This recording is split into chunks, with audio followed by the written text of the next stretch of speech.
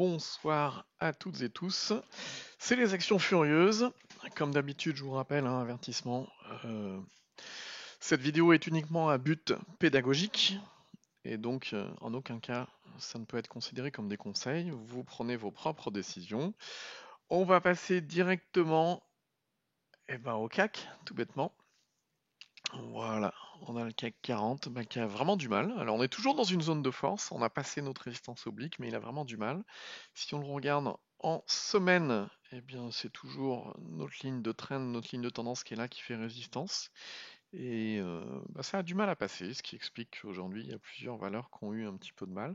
Mais d'autres en ont profité pour progresser. On a par exemple GL Event, qu'on a regardé les derniers jours et qui fait encore des plus hauts.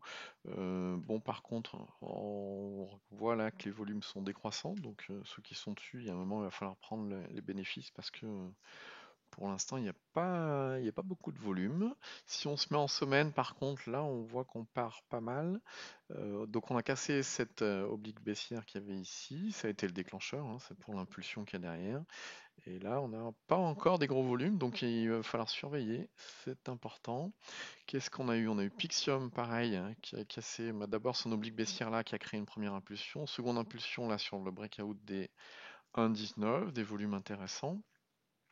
Pixium, ce qui est intéressant, c'est que si on se met en semaine, voilà, en semaine c'est vraiment intéressant. On peut aussi ajouter sur l'indicateur extra trend la résistance dynamique et effectivement on voit que c'est vraiment cette résistance là qui a été cassée aujourd'hui et ça a plutôt pas mal tenu, donc intéressant.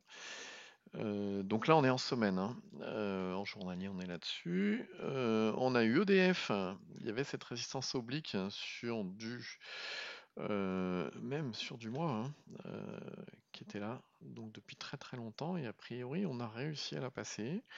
Donc là, il y a les 13,36 qui vont être intéressants à guetter. Ça peut être également le point de démarrage d'une nouvelle bougie impulsive, tout bêtement.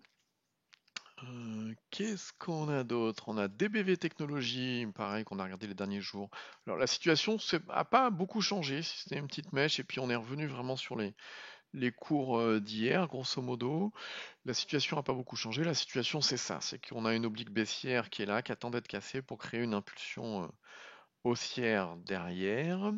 On a également Vinci, même principe. On a cassé cette résistance oblique qu'il y avait là. Et puis derrière, on a quand même encore deux autres résistances derrière à passer, qui représentent une progression de... Ouais, il faudrait faire grosso modo à la louche 3% pour arriver à passer le tout. Et puis se retrouver sur, effectivement, on a cette oblique là qui était là, à la casser, puis derrière se retrouver avec une impulsion haussière. Qu'est-ce qu'on a d'autre? Ah, Dieterun. On a toujours cette oblique baissière qui est là-haut. Aujourd'hui, elle a progressé de 2,36%. Ce qui est intéressant de regarder, c'est qu'en semaine, si on ajoute par exemple la résistance court terme, eh bien la résistance court terme qui était là en bleu, on l'a cassée aujourd'hui, donc c'est plutôt encourageant pour la suite. Quoi d'autre? On va enlever résistance court terme, on n'a pas besoin tout le temps.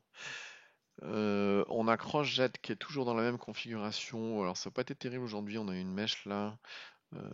La configuration grosso modo là aussi, on va même se mettre en mois, là on voit mieux ce qui se passe.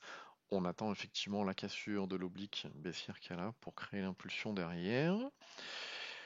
On a SMCP qui est ici, qui n'a pas réussi à passer ses 8,13 aujourd'hui. Donc on est toujours dans la même situation, à voir si ça va redescendre pour prendre appui et puis repartir derrière de plus belle ou quoi que ce soit.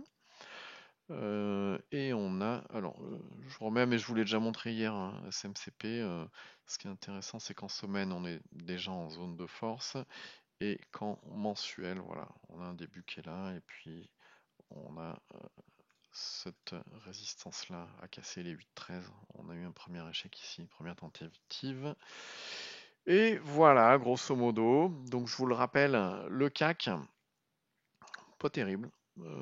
Si on se met en semaine, on a du mal à passer cette zone-là.